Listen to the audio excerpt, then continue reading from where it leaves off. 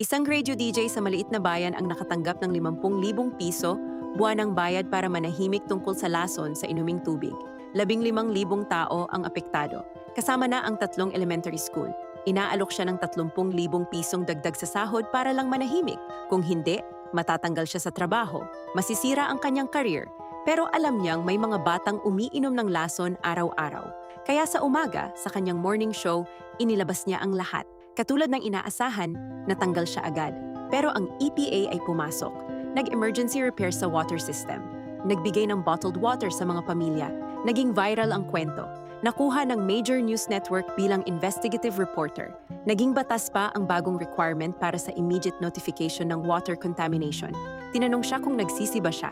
Sabi niya, ang manahimik sana ay nagbigay sa akin ng security para sa ilang taon.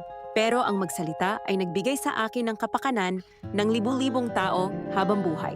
Isang desisyon ang nagbago sa lahat. Hindi dahil gumanti ang mundo, kundi dahil pinili niya ang tama.